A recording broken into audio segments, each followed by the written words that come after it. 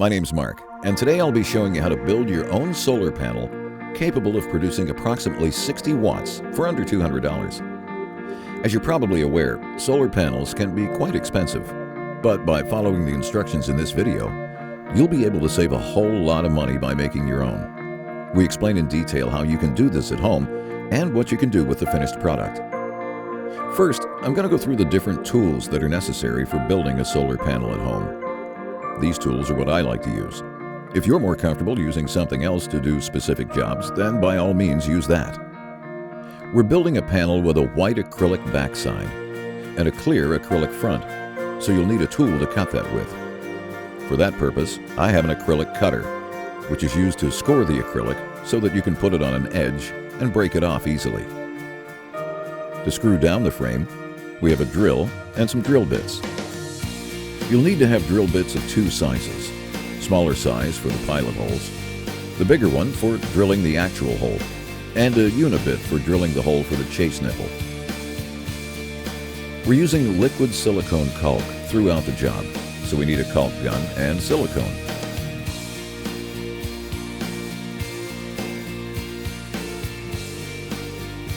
Gloves are very important when handling the solar cells. Oils from your hands can stain the cells and reduce amp output, so whenever you handle cells, make sure you're wearing gloves. Next, we have the soldering iron, which is used to solder the cells together. You may also want to wear a mask when soldering because the fumes from the solder can be quite obnoxious and can give you a headache. Here we have some protective eyewear. It's important to wear something to protect your eyes during the build. When you're soldering, sometimes the flux and solder can flick up. You definitely don't want that in your eye. An important item is the multimeter. You want to make sure that your multimeter can measure both volts and amps. A multimeter like this one only costs about $10 from any hardware store. This is a must-have item, as we'll use it to test the solar panel when it's finished to see if it's producing the correct wattage. We'll need some screws. When selecting screws, make sure you use stainless steel screws as they last much longer. You don't want your solar panel frame to fall apart after a few years due to cheap screws. Stainless steel screws will cost a little bit more, but it's a very worthwhile investment. Then we have a wire stripper and two screwdrivers, a Phillips and a flathead. You might not even need to use the flathead, but it's a good idea to have one on hand just in case. You'll also need fine point needle nose pliers, which are good for crimping the tab wire. Also, some useful tools are a pencil or a marker and X-Acto knife. Then the carpenter square, which you'll use to make sure that you get 90 and 45 degree corners, and measuring tape to get the right measurements. In the remainder of this video, we'll go into the various materials you'll be using to construct your solar panel. The most important part of a solar panel is the individual cells. The cells are what turns the sun's energy into usable DC power, which we'll then convert into AC power. You can buy all different shapes and sizes for your solar cells. We're using standard cells that produce about 1.75 watts each. You can also purchase pre-tabbed cells. These cost a little bit more, but it means you don't need to tab each of the cells yourself. We're using untabbed cells, so you can see how to join each of the cells together. Next, we have the bus wires, which we'll be using to connect the cells at the ends of the strings and which will be connected to wires that exit the panel. You can use low-gauge exit wires because the panel we're building won't produce much more than 3 amps, and the voltage should not exceed much more than 18 volts. 5 amp wire should be fine, and you can purchase this from any hardware store. Next, you'll need a junction box or a J box and a chase nipple through which the exit wires are going to come out of. When you have the panel all wired up, the exit wires will be live whenever the solar panel is in the sun. It's a good idea to wrap the ends of the exit wires in electric tape to prevent any chance of shorting out. Here we have some soldering flux. This will help the solder stick to the contacts. You can purchase this in bottles or as a flux pen. Next is the solder, which is a 60-40 rosin cord leaded solder mix.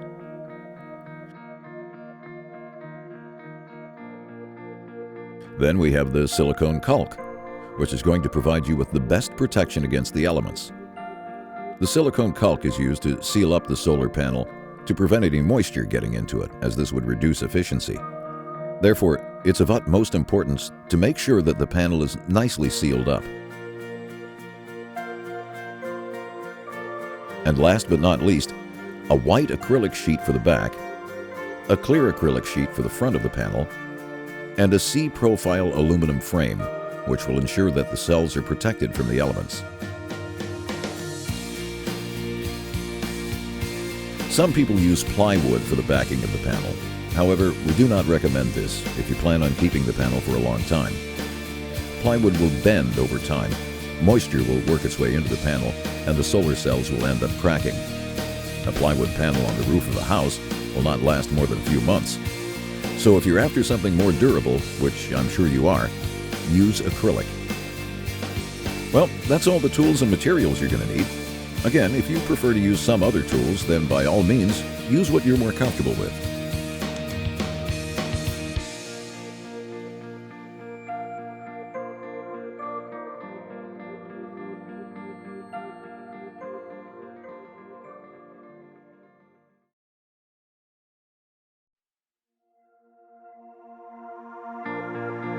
One of the things we're going to do in this video is a brief tutorial on how to use multimeters. Make sure you're using a multimeter because you want to measure the voltage and amperage. By knowing these two values, we can calculate the wattage. Remember, volts times amps equals watts. So to start off, I'm going to show you how to measure voltage. First, make sure that it's in the off position. And then you take the black lead and plug it into the black COM port. Next, you take the red lead and plug it into the port that's marked V for voltage. Now that you have the positive and negative leads connected, turn the dial of the multimeter to volt. By touching the black lead to a negative contact and the red lead to a positive contact, you'll be able to see the volts being produced.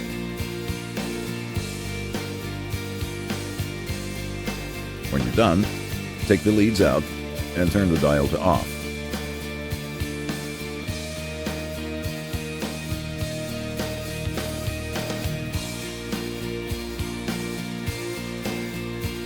To measure the current, or amps, you do the exact same thing with the black lead. You put it back into the black COM port, but you put the red one into the amp port. Then turn the dial onto the amps, which here are marked by the capital A.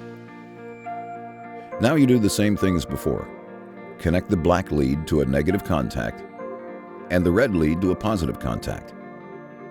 The multimeter will then show you the amps or current being produced.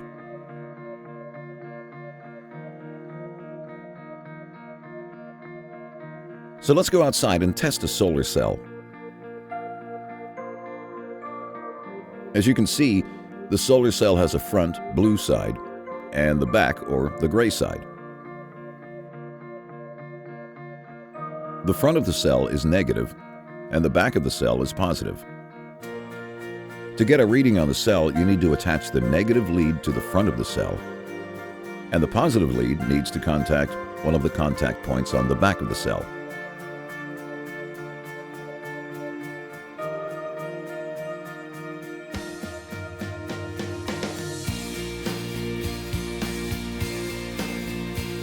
What I have here is a testing block, which is used to help me test the cells. It's simply just a copper plate attached to a piece of wood. When the cell is on the testing block, all I have to do is touch the negative wire to the front of the cell and the positive wire to anywhere on the copper.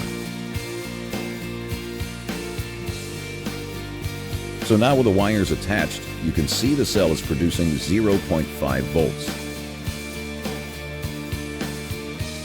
I'll switch the multimeter over to read the amps.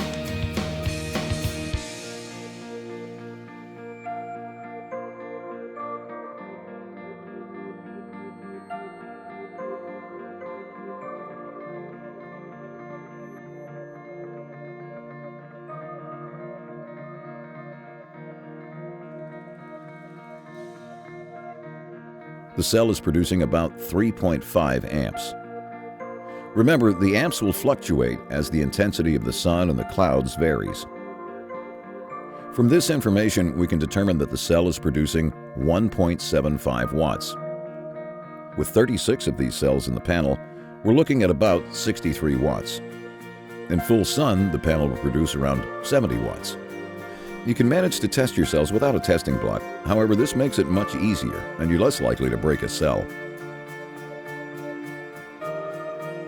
We're back in the workshop, where we're going to determine the size of the panel box we'll need for the construction of the panel.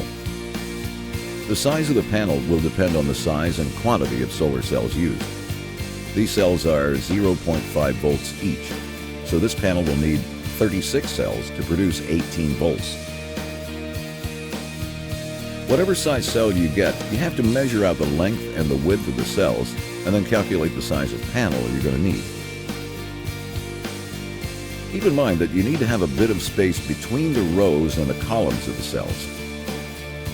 Also, allow for the width of the C-profile aluminum frame.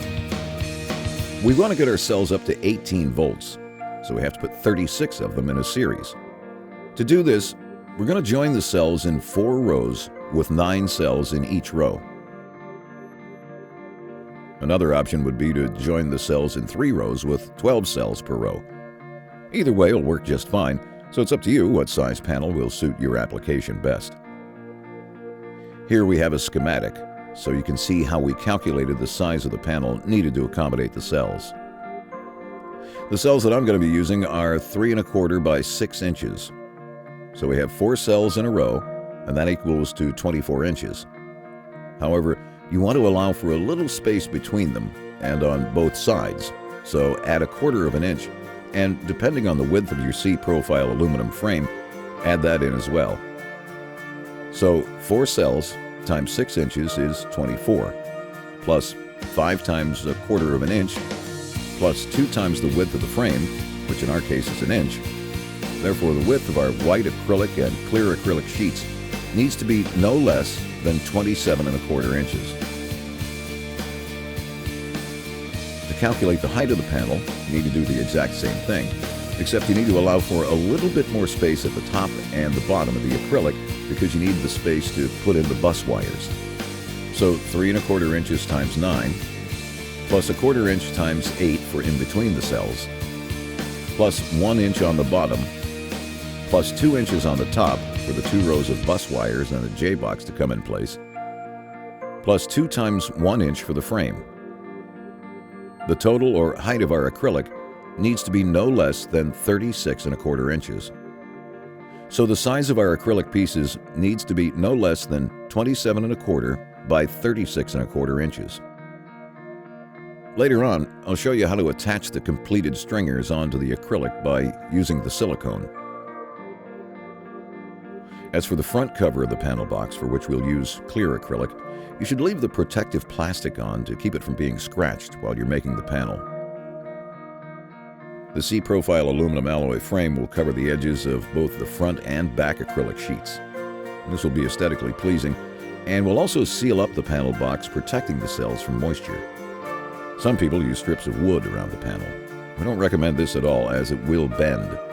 An alloy frame will last forever and will also give the panel strength. That pretty much takes care of the box sizing and construction. Now we're going to start soldering the cells together.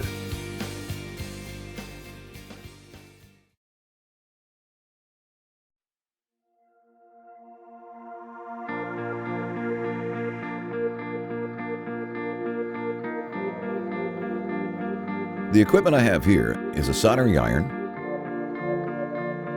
solder, flux,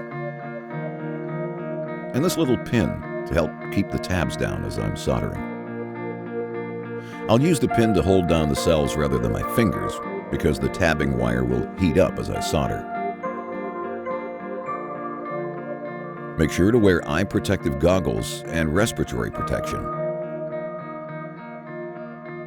I'm also going to wear gloves to protect the cells from the oils on my hands. Remember, as you're working with the solar cells, be extremely careful with them because they're paper thin and can easily break.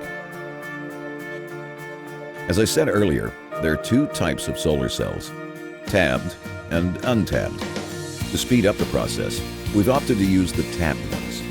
However, in case you choose to use the untabbed ones, we're going to show you how to solder the tab wires to the cells.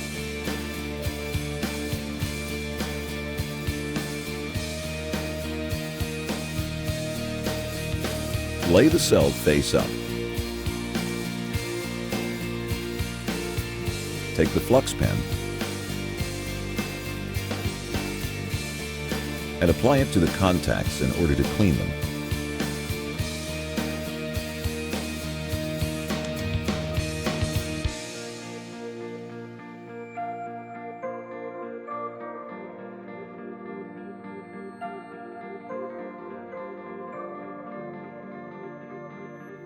You should have your tab wire pre-cut to about the width of 2 cells.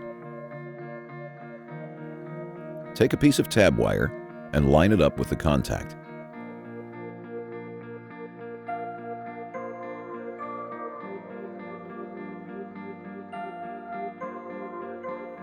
Gently press the solder iron down right the way along the tab wire. Because tabbing wire is pre-coated in solder, it should stick as you press the iron down. If it doesn't seem to stick, you can simply add a bit of solder.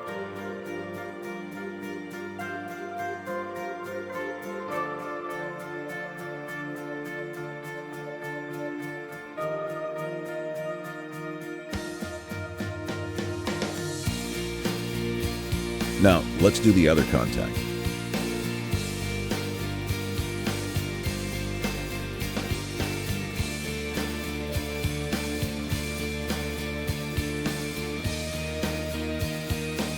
And that's how you need to solder the tab wire to the contacts of the untabbed cells.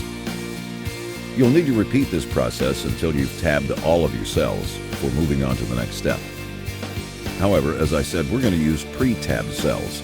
So let's actually start soldering the cells together. We're going to start with the first cell and lay the cell face down because we're tying together the positive contacts.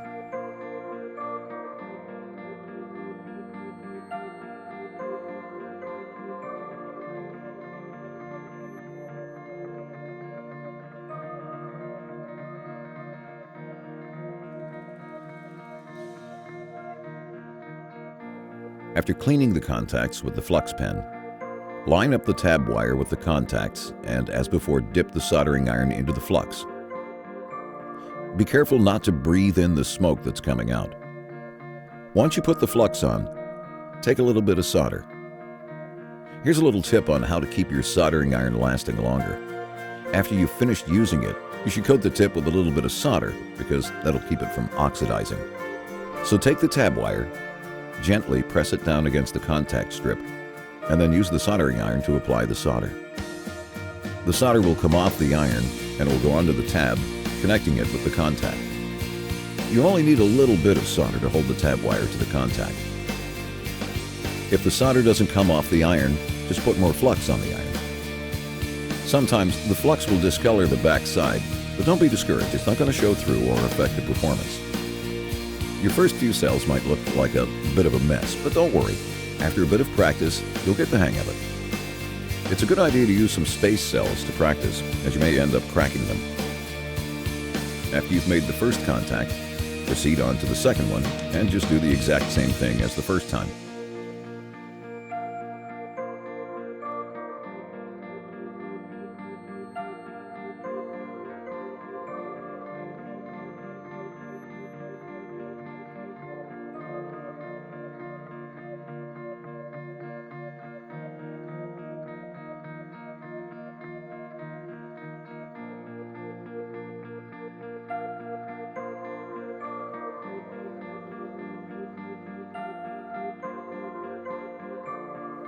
Now we have the first 2 cells joined together. 7 more cells, and this will be the first of 4 completed stringers. So let's add another cell.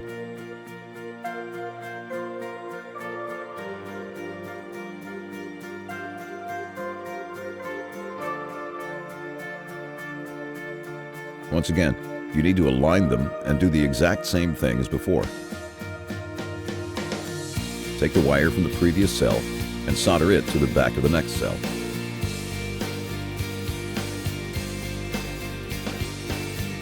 Just use a little bit of solder and the tab wire will stick down. You don't want big clumps of solder on the back of the cells, otherwise they won't lay flat on the backing sheet of the panel.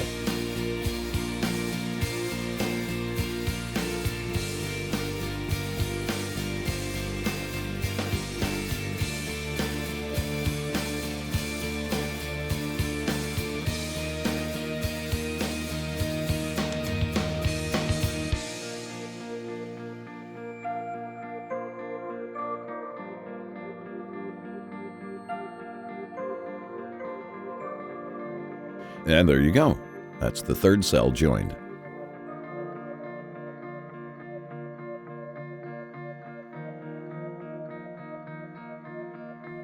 As you can see, before putting it away, I take a little flux and apply some solder so that the iron doesn't oxidize.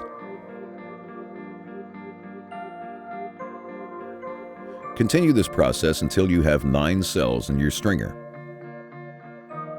When you get to the very top, you're going to be left with this extra wire, of which you're going to need only an inch or 2 of it.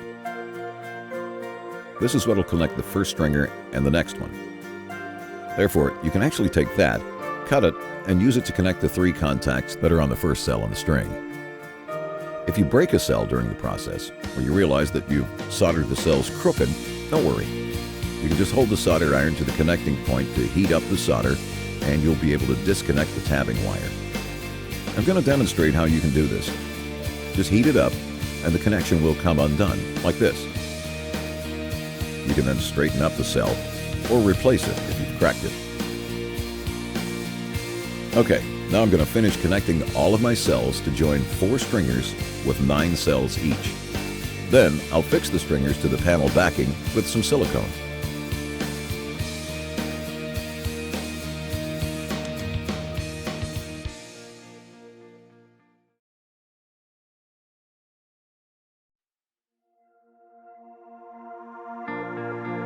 Okay, all of the stringers are now complete, and I can begin the next step. Each string will produce about 4.5 volts at 3.5 amps. That means that each string is producing just under 16 watts each. Now I'm going to check if the stringers are producing the expected power output. If they don't, I'll need to check the cells for cracks and make sure all of the tabbing wire is properly connected. I'll turn my multimeter on to the volt setting. To test the stringer, put the positive connector on the wire coming from the back of the first cell, and put the negative connector on the wire coming from the top of the last cell. As you can see, the voltage output from these 9 cells in series is 15.5 volts. Now I'll test the amps. Change the multimeter over to amps and make the same connections as before. Try not to put any shadows over the cells when testing the amps, as this will affect the results. So we're looking at about 3.2 amps, which is right where it should be. I'll repeat this testing process with the other 3 stringers to make sure everything is working properly. Then the stringers can be connected together.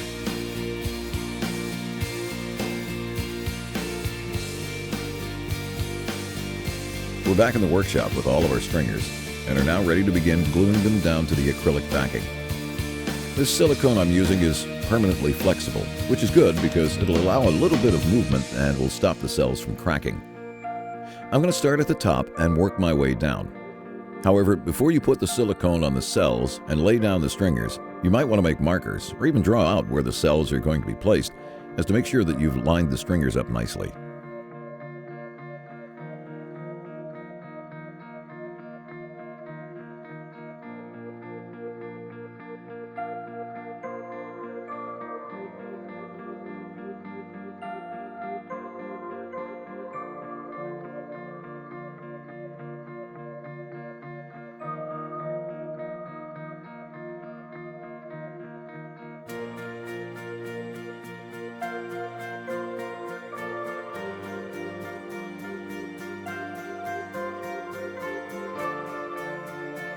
I made the markers so that I would know where to put the first cell, which is important to do because the rest will fall into place.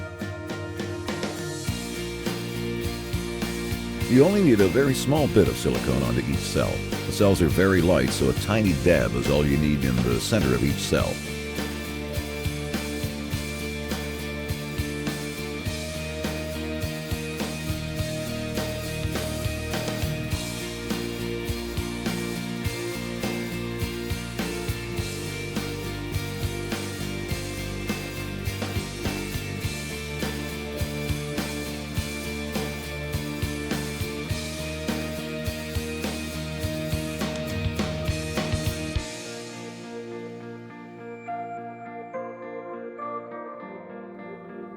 Now I'll grab at the top, pull it up, and flip it over.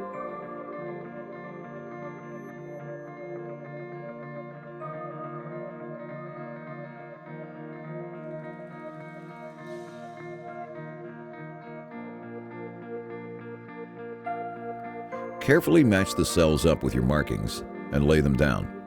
Your panel will look much neater if this is done properly, in nice straight lines.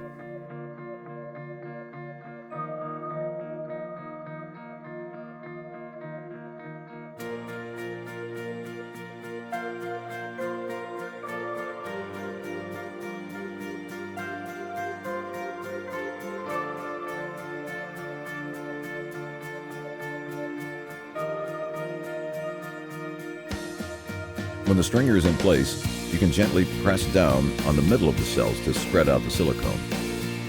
Try to get all of the cells as flat as possible with the acrylic, but don't apply too much pressure as the cells may crack.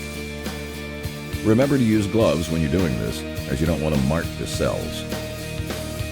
Once the stringer is down, you can continue the process with the other stringers. Now, this is important. Lay your first string down positive to negative. Then the next string should be laid down the opposite way, negative to positive. This is so when the stringers are wired together, it'll go positive, negative, positive, negative. This will increase the voltage. If each string produces 4.5 volts, then 4 strings in series will produce 18 volts. After the first stringer is laid down, you can do the next ones.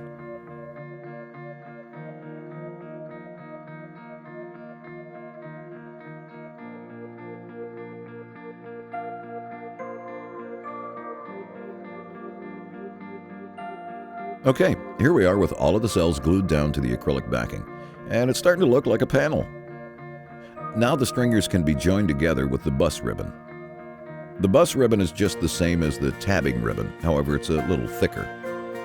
You connect the positive of the first string with the negative of the string next to it. To do this, cut the bus ribbon to length and use the solder iron to make the connection.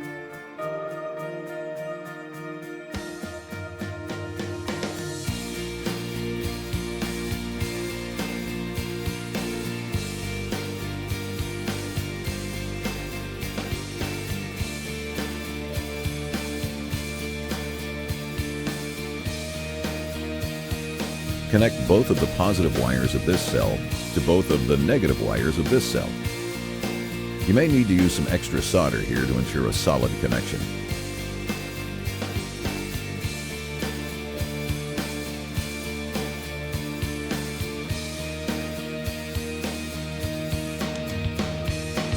Then go to the other end of this stringer and connect the positive wires of this cell to the negative wires of this cell.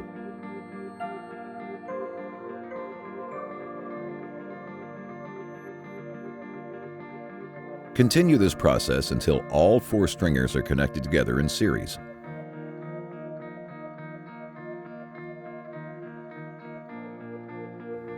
This will leave you with ending positive and negative wires.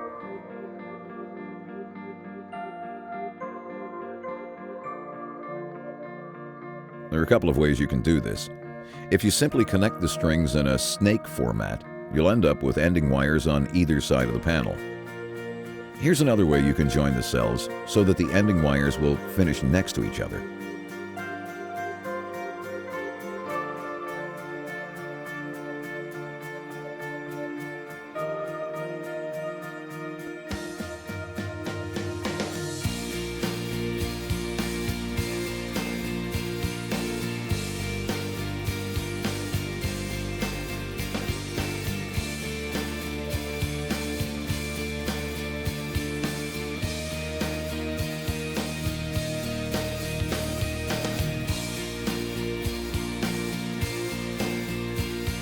Now we can solder the exit wires to the last cells in the series connection.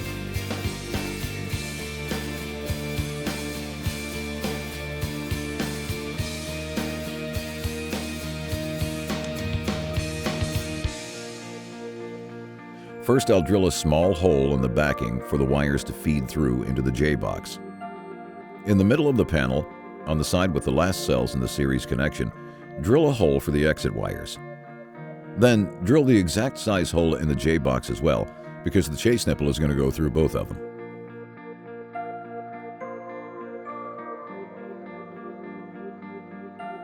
Flip the panel over and silicone the J-box in place.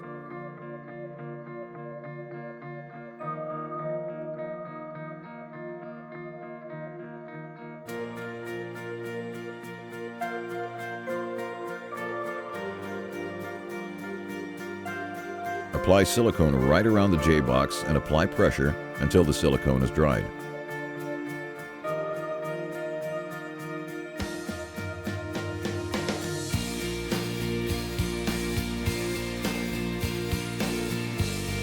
Use some sort of weight to hold it down. When the J-box is secure, we can move on to the next step.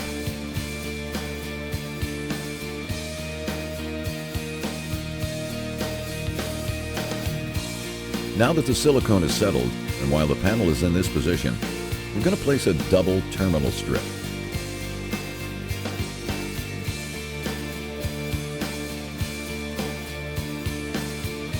Put the terminal strip into the J-box where you feel it's centered. Take out the terminal strip, apply the silicone, and set it down on the silicone again.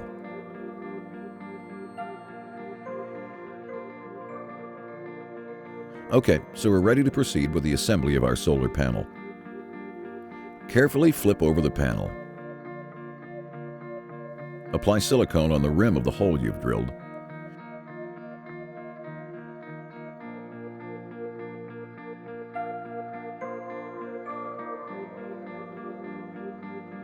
Take the chase nipple and set it into the hole.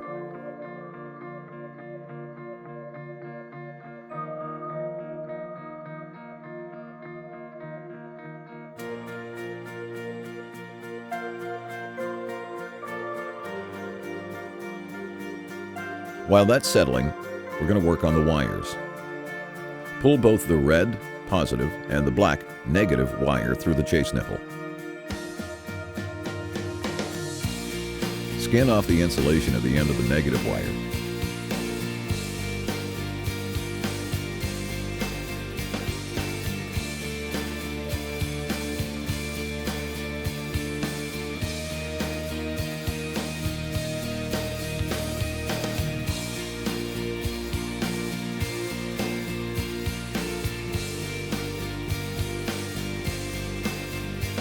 Apply some flux and solder to your soldering iron, and solder the negative exit wire to the negative bus wire.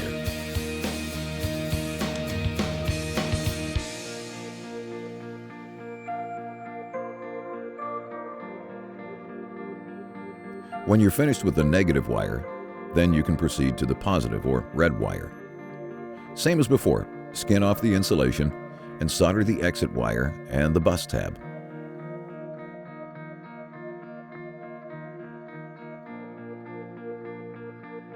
Once you feel confident that you've made a good connection, pull up the soldered wires and apply some silicone beneath them in order to secure them in place.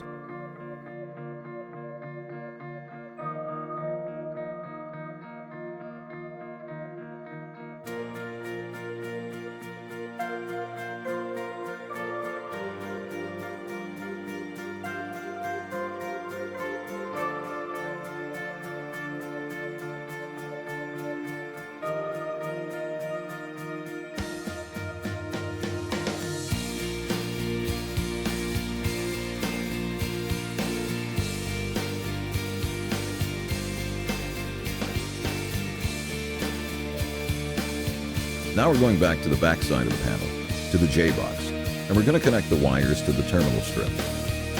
Again, skin some insulation off the end, unfasten the screws a little bit, and push the wire into the holes underneath the screws.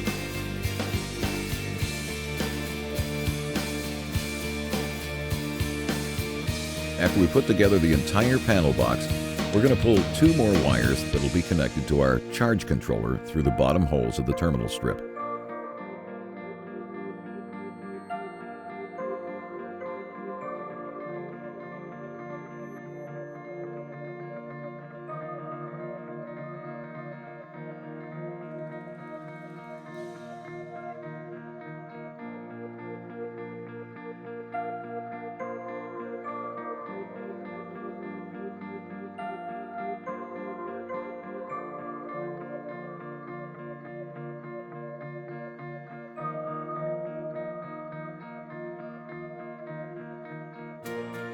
So let's take out the clear acrylic and put it over the panel.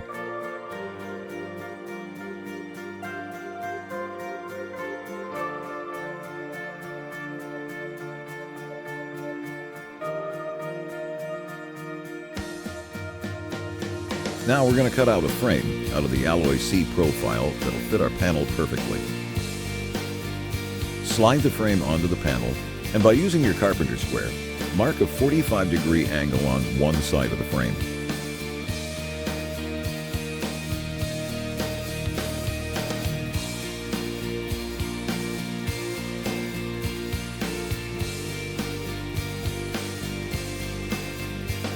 Then go to the other end of the panel and mark another 45-degree angle, and cut the frame in those two places. Repeat the process for all four sides. To speed up the process, I've already cut out the frame that I'll need. You can cut the alloy frame with a hacksaw, an angle grinder, or drop saw. Just make sure you're using the correct blade or disc on whatever you decide to use. Now that we have the frame in place, we're going to drill holes, 3 on each side, into it so that we can put screws, which will secure it into place. Measure out and mark off where your screws are coming into place, and keep in mind that they should be spread out evenly along the frame.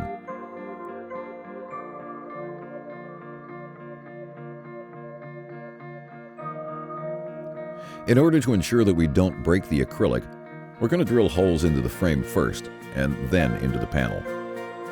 So slide out the frame, take the smaller drill bit for the pilot holes as to ensure that the drill stays in place for when we actually drill the holes.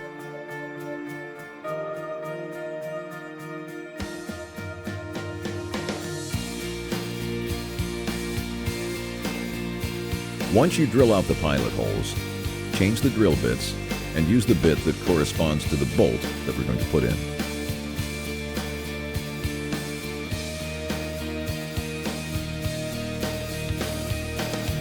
To speed up the process, I've drilled out all the rest of the holes while I was off camera.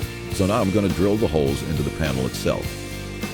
As before, when you were measuring out the angles and the length of the frame, slide the aluminum C profile onto the panel that, at this point, consists of the acrylic sheet to which the cells are attached and a clear acrylic front cover.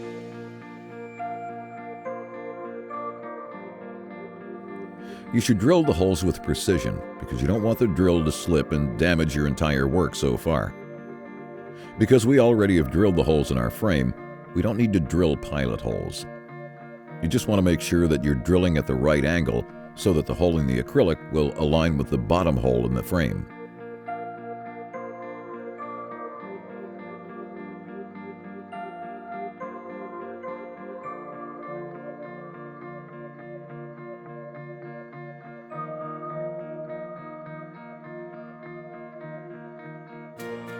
So now that the hole is drilled, take the bolt and slide it through.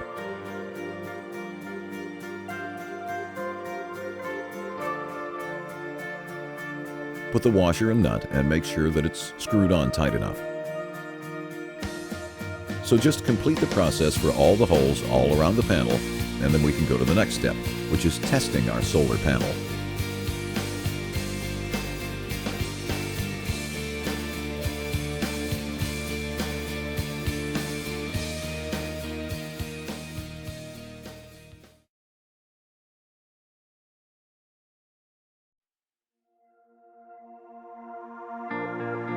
So here is the completed 63-watt solar panel.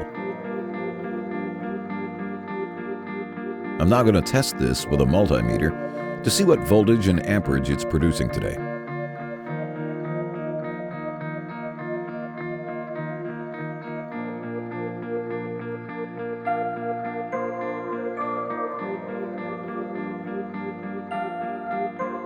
I'll switch the multimeter onto the voltage setting and connect the wires to the connection points in the junction box. As you can see here, the solar panel is producing 17.6 volts, which is just what we were after. Now, I'll test the amperage. Each cell produces a max of just over 3 amps, so this is what the panel should produce. Remember, when the cells are connected in series, the amperage will stay the same. So as you can see, the solar panel is producing 3.32 amps. Perfect. So multiply 17.6 volts by 3.32 amps, and our solar panel is producing 58.43 watts right now. This solar panel can now feed this energy into a deep cycle battery for storage, and this energy can be used later on. Now, if you want to run AC appliances, all you need is to connect an inverter to the battery, which will turn the DC power into AC power, which can be used by TVs, radios, laptops, etc. If you want to charge batteries faster, you can make another of these panels and join them together in parallel. This will increase the total amperage output from 3.5 amps to about 7 amps. You'll still have 18 volts, so it'll be okay to charge 12-volt batteries. If you want to charge a 24-volt battery bank, you'll need 2 of these panels connected in series. This will raise the voltage output to 36 volts. So there you have it. That's how you can build a professional solar panel from your home. I hope you've enjoyed this build and this video. Thanks for watching.